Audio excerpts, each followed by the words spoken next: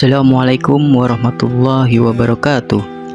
Hamdan li Rabbin khosana bi Muhammadin wa anqazana min dulmatil jahli wa dayajiri. Alhamdulillahillazi hadana bi abdihil mukhtari man da'ana ilaihi bil izni wa qad nadana labbaika ya man dallana wa hadana labbaik ya Rasulullah. Segala puji untuk yang maha memelihara, yang telah memilih kita untuk bersama Muhammad dan menyelamatkan kita dari gelapnya kebodohan dan kehinaan dosa. Segala puji bagi Allah yang telah memberi kita hidayah lewat hambanya yang terpilih, yang beliau itu telah menyeru kami kepada Allah dengan izinnya, dan sungguh seruan beliau telah sampai pada kami. Kami datang pada panggilanmu, wahai Nabi Muhammad Rasulullah Sallallahu Alaihi Wasallam, yang telah membimbing kami dan menyatukan kami. Kami datangi panggilanmu, wahai ya Rasulullah. Mari kita lanjutkan kajian Ma'rifatullah bab makom fana atau makom binasa. Makom fana ialah hilangnya wujud kita ini, wujud lahir dan batin, bukan hilang pada nafsu amaroh ya, tetapi hilang dalam pandangan makhluk.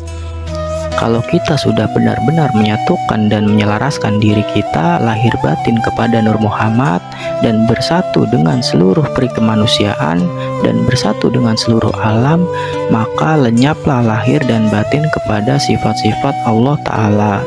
Jadi sederhananya begini, kalau lahir dan batin ini sudah bisa berselaras dengan Nur Muhammad dan dengan makhluk dan seluruh alam, maka itulah yang dikatakan fana kepada sifat-sifat Allah Ta'ala. Semoga paham ya. Baik, kita lanjut lagi. Berikut ini yang disebut dengan fana dan bako. Yang pertama, kudrot atau berkuasa. Kita lenyapkan kepada kudrot atau kekuasaan Allah Ta'ala. Yang kedua ada irodat. Irodat artinya berkehendak. Kita lenyapkan kepada irodat atau kehendak Allah Ta'ala. Yang ketiga ada ilmu. Kita lenyapkan kepada ilmu Allah Ta'ala. Yang keempat ada hayat atau hidup. Kita lenyapkan kepada hayatullah zat. Yang kelima ada pendengaran. Kita lenyapkan kepada pendengaran Allah Ta'ala. Yang keenam penglihatan. Kita lenyapkan kepada penglihatan Allah Ta'ala. Yang ketujuh perkataan, kita lenyapkan kepada perkataan Allah Ta'ala. Dan maksud dari semua kalimat-kalimat tadi ialah satu, wala qadirun, tiada kuasa hanya Allah Ta'ala. Dua, wala muridun, tiada berkehendak hanya Allah Ta'ala. Yang ketiga, wala alimun, tiada tahu hanya Allah Ta'ala. Yang keempat, wala hayyun, tiada hayat atau hidup hanya Allah Ta'ala. Yang kelima, wala basyirun, tiada melihat hanya Allah Ta'ala. Yang keenam, wala sami'un, tiada mendengar hanya Allah Ta'ala. Yang ketujuh, wala mutakalimun, tiada yang berkata-kata hanya Allah Ta'ala. Jadi kalau udah bisa seperti ini, fanalah zat kita dan sifat kita, zohir dan batin kita. Berikut dalilnya. Satu, maujudun wahidun, artinya wujud yang mempunyai wujud esa. Yang kedua, wajatun wa mausufun, artinya zat dengan pemilik zat adalah esa juga.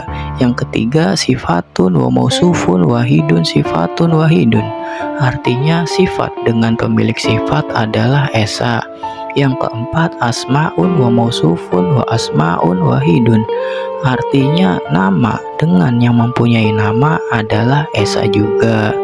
Yang kelima, af'alun wa mausufun af'alun wahidun, artinya af'al dengan yang mempunyai af'al esa juga.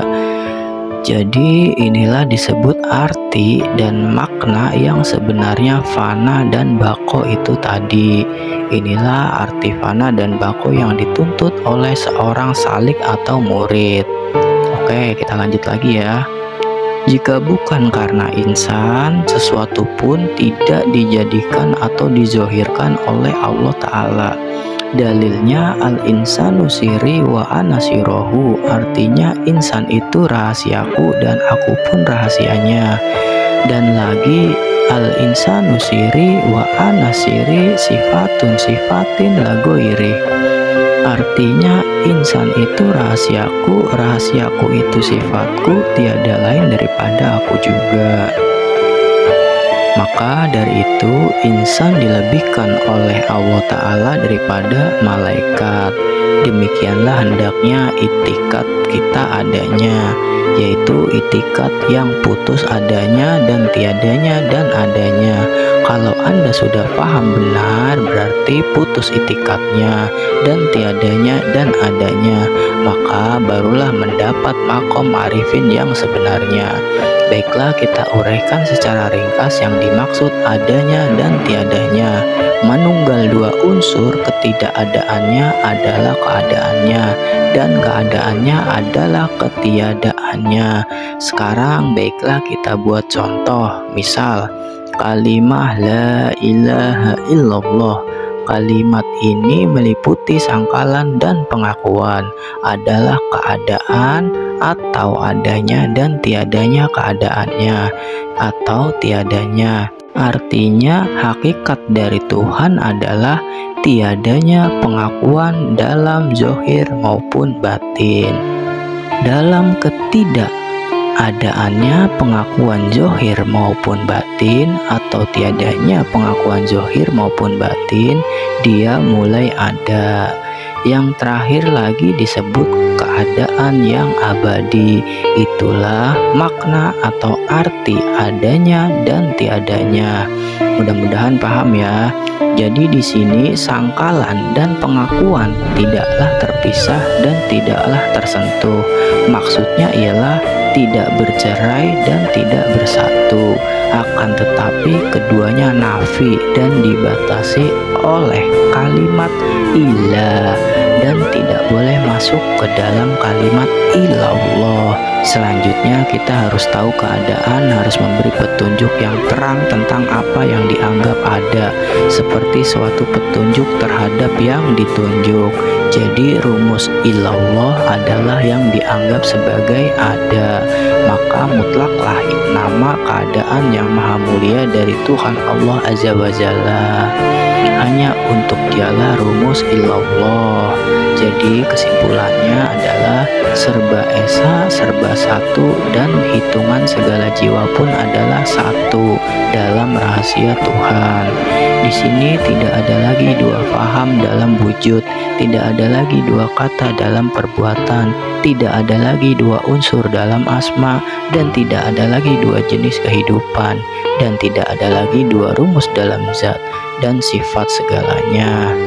Qadirun bizatihi, muridun bizatihi, alimun bizatihi, hayyun bizatihi, sami'un bizatihi, basyirun bizatihi, dan mutakalimun bizatihi. Jadi siapa sudah paham, merekalah yang memperoleh ilham. Sekarang kita bicara sedikit tentang hakikat Muhammad secara ringkas. Hakikat Muhammad itu ialah Nur Muhammad. Nur Muhammad itu ialah hakikat alam. Nur Muhammad atau hakikat Muhammad disebut juga Nur Awal, artinya asal segala kejadian dan akhir segala kenabian. Al-Haq, dan dia pada Nabi. Itulah sebabnya hakikat Muhammad itu disebut utusan.